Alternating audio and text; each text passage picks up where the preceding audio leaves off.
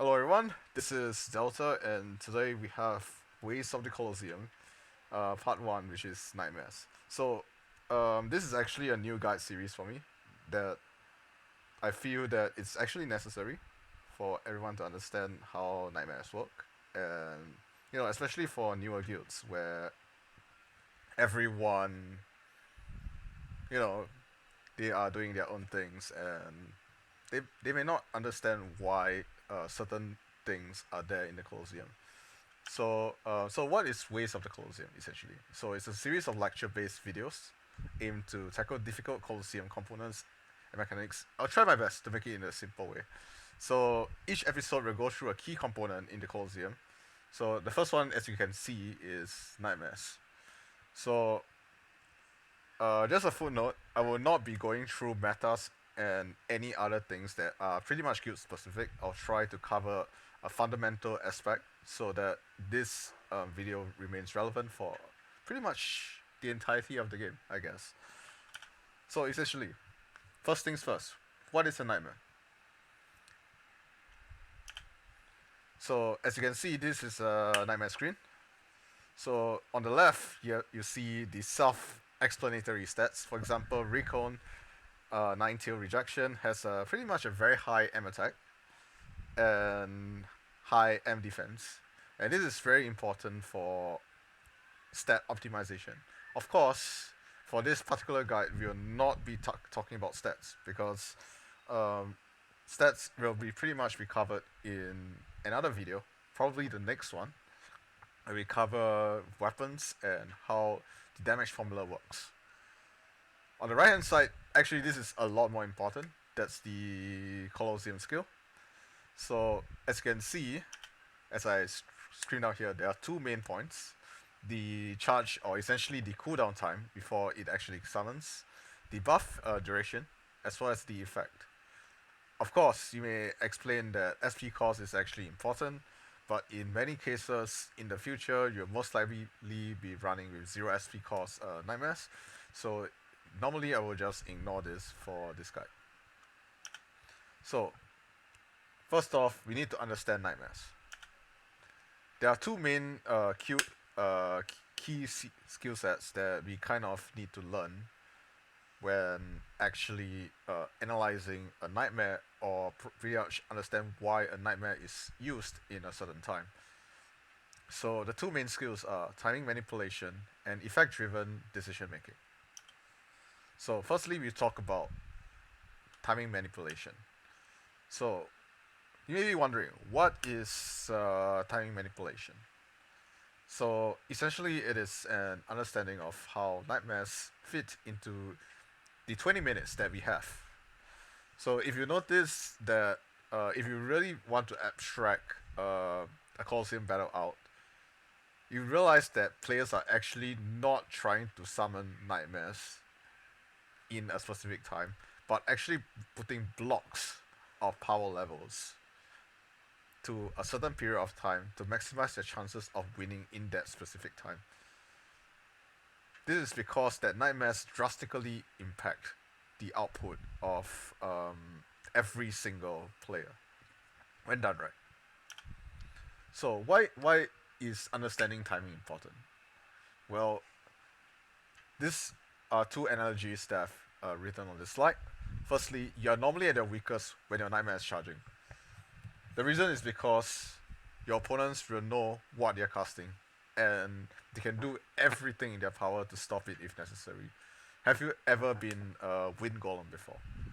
Uh, if you have been Wind Golem before, out of nowhere, you realize how important, how critical it is to understand the uh, the charge time essentially. At the same time, your opponents are also at their weakness when their nightmare is charging, for the same reason as why you are at your weakest.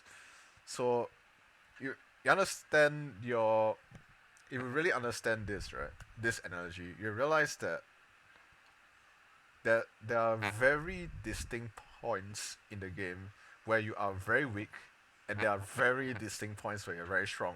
So when will you be very strong when you are casting a nightmare? Of course, it is during the first like 20 to 30 seconds when your nightmares just summons and you can just unleash your maximum potential. So very, very, very important because unless you're actually copying your nightmares, your opponent's nightmares, there's 100% chance there'll be a difference in cast times. There's 100% chance that the effects should be different, and there'll be areas where either side of you is stronger in most cases, especially if you are facing against someone that is pretty much within your level. So planning spikes in damage, SP manipulation, and every other advanced strategies essentially all revolve around this very basic nightmare fundamental, which is timing. So here we have a very simple timing analysis. We have Ugalu in A for guild A, and guild B casts Dryas. Let's assume that they cast it at the same time, for example.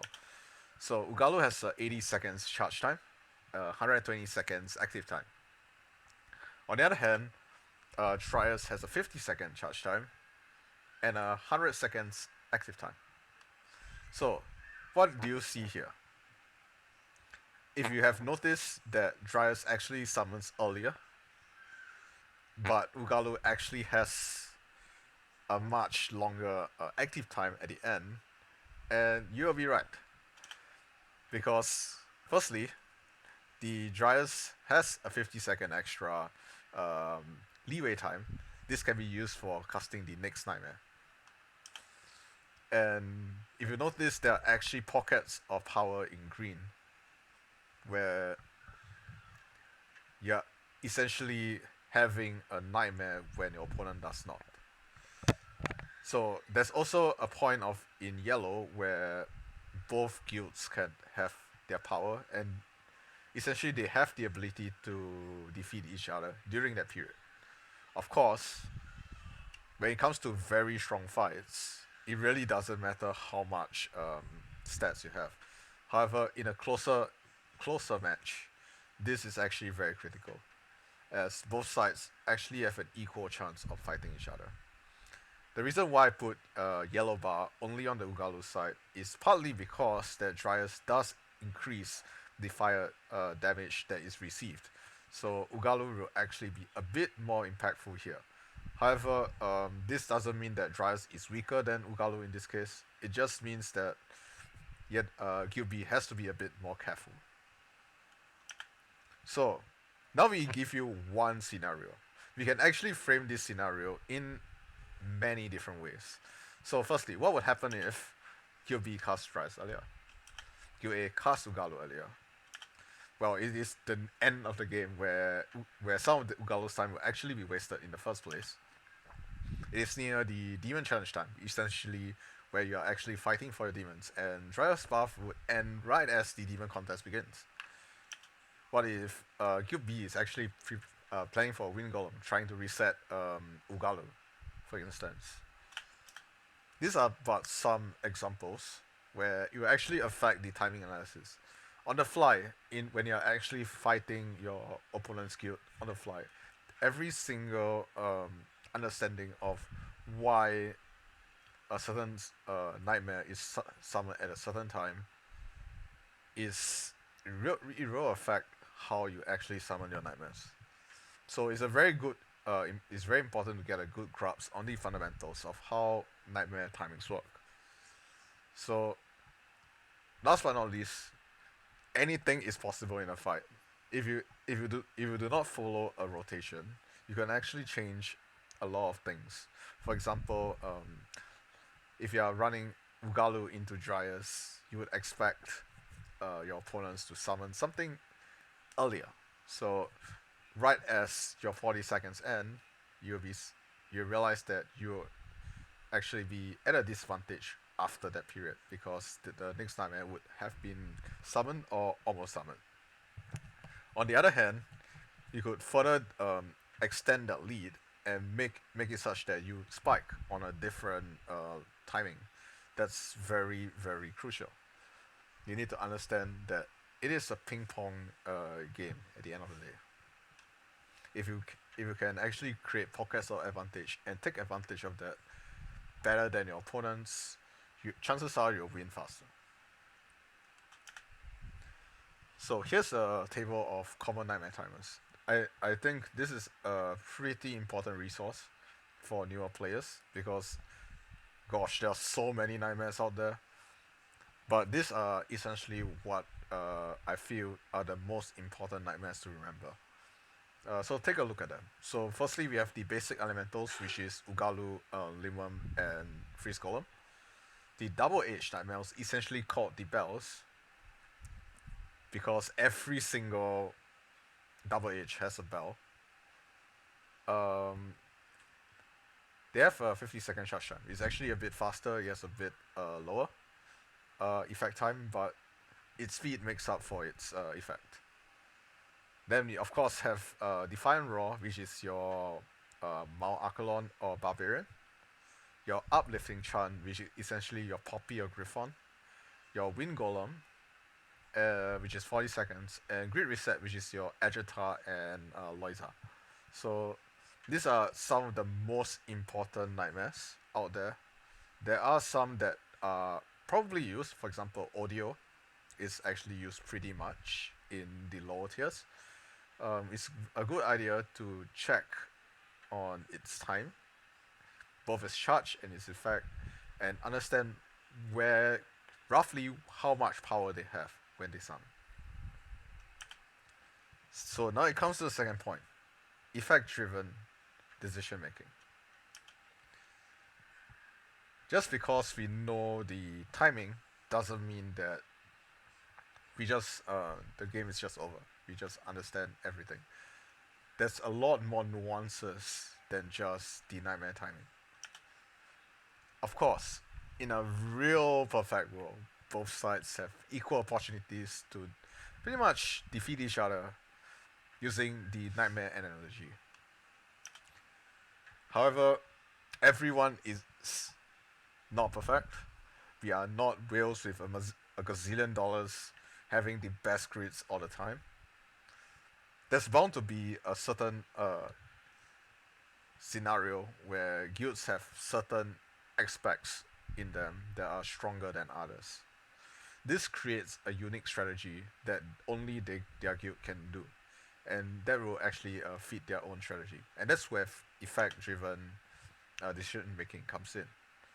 So we also live in a world where even if both nightmares have identical active timers, sometimes one will be slightly stronger, sometimes one will be extremely stronger than the other nightmare. For example, Vanguards may have better weapons of that element. For example, if you cast Freeze Golem and your guild has a ton of max limit break water weapons, that's gonna be a massive boost. Versus a guild mate that is summoning Lindworm, but their wind weapons aren't that great. Or even Dryas. Like, even though the effect is slightly higher, it may still be weaker than the Freeze Golem, just because of how strong their weapons are. Moreover, rearguards have a different scenario. Because of how the game is built, rearguards just have a better elemental affinity in certain elements. You'll see that as a norm in the near future. This is where effect-driven decision making comes in. It's essentially a process of understanding how each nightmare impacts you, which means your guild, and your opponent's guild. This is done by actually analyzing the guild's natural strength and couple this to the respective strength of the opponents. So analyzing the opponent's strength is of course also needed, as it helps you understand the real strategy they are actually like going for and what strategies they entail. Last but not least, this skill is very important for understanding how to maximize your farms in the Grand Colosseum. It also allows you to know how to defend yourself even in matches where you are most likely lose. This nightmare decision making is actually very important in very high state levels of play. And you'll see why some guilds can actually sustain themselves, even though they actually, they should be losing very hard. So essentially, firstly, of course, we must always first understand our guild. And this is where understanding your guild's grids, every one of your 15 members, every single grid should be analyzed to a certain degree. You do not need to use resources like Blue's Grid Analyzer, although it does help. You just need to understand roughly which are your guild's strongest weapons. Secondly, you must make sure that you must stick to a team. Salads are not a good strategy, as very often you're trying to split up your strategies into multiple different pockets, which will pretty much affect the efficiency of every single effect. So, team setting the team is actually very important. Thirdly, we have to remember the weapon priority chain of each player. So, for Vanguards, note that I will actually cover this in greater detail in the next waves of the Colosseum. But right now, just know that for Vanguards, weapons that are vanilla, essentially weapons that do not have any additional effects, and limit broken, tend to be much stronger than weapons with pretty much like buffs and other debuffs effects. Of course, there's also weapons with a nightmare bonus effect, which is essentially your Dryad Sphere, your your Spear, which is essentially the Snow White Anniversary Sphere. There's the Dryad's Hammer, there's Aladdin's Hammer. Those are just some examples which are notable as well.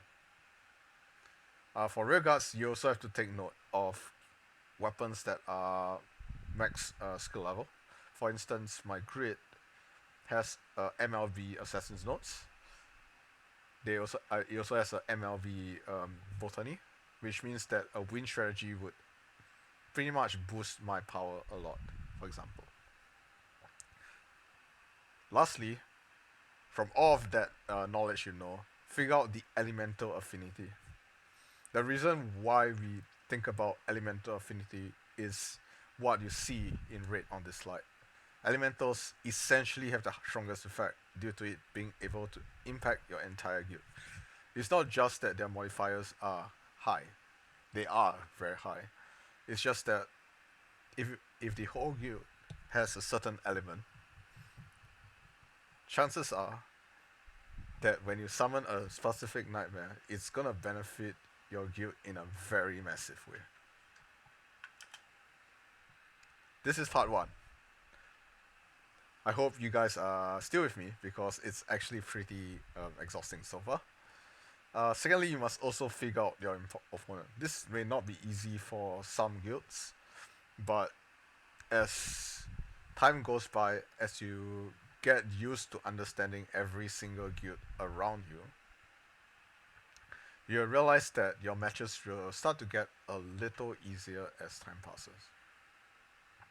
If this is the first time you have faced your opponent, right, do make sure that you do a guess based on the weapons they're using. The reasoning is basically what you have seen in the last slide. Learn to follow elemental affinities, because if you play your part correctly, you'll be able to essentially beat up your opponents, even though opponents have a distinct vanguard or rearguard nightmare to boost their abilities. In essence, we think about it as how do you boost your entire guild at once, rather than trying to, encapsulate like buffs, debuffs, whatsoever. In a equal fight, this kind of strategies will usually lose to guilds who actually stick to one team and focus on it. Of course, that is just for guesstimates. Now that we have 3-day battle logs, it is a very good idea to to take some time after each Colosseum battle. It doesn't have to be immediately after, but you just have to take some time off just to look through it a little. Most importantly, you should analyze their weapons, especially for guilds that you'll be pretty much facing a lot. For instance, for my guild, we kind of face the same mid tiers all the time. So it is very important to analyze every single mid tier on my time slot, which is time slot 11. For your time slot, it could be slightly different. You could be thinking about how do you face like close opponents, whether you should be fighting them head on or trying to play for a very unique strategy. Who knows? Analyzing your opponent's effects, essentially their elements, what their strong weapons are, etc., etc. They are all key components. And last but not least, you must plan your strengths around your strengths. Of course, if you are just doing a guesstimate, you are most likely doing a best fit analysis. Essentially, you're just throwing yourself. How do I put it? You are just guessing that your opponents are very strong at a certain period of time. You probably want to push your strength a bit further in, or perhaps the demon is very important for you, so you just push head on. That's uh, that's how we'll think about summoning nightmares. So here are two ways that you can go about it. Firstly, it is trying to go head on. This is mostly used for matches that pretty much make or break if you didn't like succeed at that particular time. That's not actually that often, but it does happen sometimes. Or the other way is to make sure that if they are summoning something like that, you have to actually stagger out your power spikes. So you just lose at that specific point of time in order to win it later or before. There are some questions here. These are actually key questions that I ask myself every single match before I do a certain strategy. And I think it is very important that every single guild uses these questions to frame themselves in a fight properly, and you just get a lot more value of your matches. So the first question would be, do you have enough firepower to shape reliably? This happens in closer matches where you do not want to ship early because you just give your opponents the first hit on the next one, essentially shipping you right back for no reason. Are your buffers and debuffers stronger or equal than your opponents, or are they weaker? So, if your buffers and debuffers are weaker than your opponents, chances are they will be stronger than you in the mid to late game. That's a natural assumption. This is because nightmares usually favor both guilds and uh, both the vanguard and the rearguard at the same time. And if the rearguard strength is much stronger than yours, then even if the vanguards are slightly weaker, chances are the stronger rearguard team will win. Third question is, how late is it in the game? Very important. You have a 20-minute timer.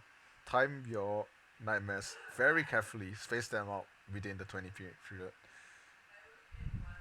Don't summon any nightmare that is pretty much wasted. For example, summoning Freeze Golem at the 2-minute mark is pretty much a waste because you only have about 40 seconds to take advantage of that. And yeah, here's the last question. Should you chase a demon? A demon buff is actually a very important aspect of the game, as it is essentially a power play. When you get a demon, you essentially win the next the entirety of the buff duration. However, there are some cases where you should just sacrifice the demon because it is most likely that you will not be able to chase it, and not and when you and if you actually chase for it, you actually lose harder because you're putting resources into like side grading just for that specific scenario, which could be a disadvantage for you. So this is just like the fourth question that I think I usually don't answer, but for some guilds this is very integral to their strategy. So this is the fourth question and probably the four guidelines that you should go for. Last but not least, we have all in all squeeze everything together, put both skills together. Let's see. How do you actually manage your nightmare? Before we even begin, of course, memorize key nightmare timers. You have the slide, just go for it. Next, know what nightmares you'll be using and roughly what time you'll be using it. You do not need to actually follow a strict rotation. You just need to understand that you need to block nightmares within the 20-minute period. You don't have to actually change that much, I would say. Step 2, you run a rough outline of how the nightmares will be played. This includes separate strategies. There are many cases where you will probably use a different nightmare if a certain scenario happens. Think about those scenarios and pretty much if you are short calling for a guild, prepare for that plan B. Or, if you know that plan A is going to succeed, stick to plan A. Who knows? Step 3, internally calculate enemy nightmare timers. This is very important because I realize many guilds actually do not know enemy nightmare timers. And not knowing your enemy's nightmare timers is very detrimental as you do not know when they will spike. Because if you do not know when your enemies will spike and you summon your nightmare at the wrong time, you'll just waste your nightmare. I've seen it so many times. I was a victim of it once before, and yeah, do not do it. Make sure you memorize uh your key nightmare timers. Calculate your enemy's nightmare timers. When do they start? When do they end? What nightmares do they have left? Just do that hard work. Last but not least, adjust. Nightmares are not a fixed rotation. Very important. You have to adjust for essentially what opponents do. If you need to do a quick dryers, just to do tempo switch right before a demon summon, you should always do that. You should do it. If you need to summon Mao instead of double edge nightmare, go ahead. If you need to summon Poppy a bit earlier than usual, do it. If you are farming, which is great, man. Farm runs are always great. Know how much firepower you need on every single portion. You don't need to use your strongest nightmare at the end. You can move your strongest nightmare earlier so that you can farm better. So these are the five steps because we include step 0, ways that we can summon get managed nightmares. So all in all, here's the conclusion. Nightmares, when used right, can make a huge difference in the game for optimizing life force gain or even making a match happen. As I said, I've covered 2 main skills needed for understanding nightmare usage, which is time manipulation and effect-driven decision making. Practice these skills. Every single match you could practice, go ahead and practice. These are 2 skills that are used on a daily basis, and very often you realize that a lot of this knowledge is based off what I know about my guild and how I can use my guild to its fullest potential. Oh, yeah, that's all for today. Thank you everyone for watching this guide. Um, this is a Sino Alice Royal created video. The lucky draw and the code will be written in the description below. But the next lesson is essentially understanding your weapons and is understanding how stats affect your guild and yourself. Thank you.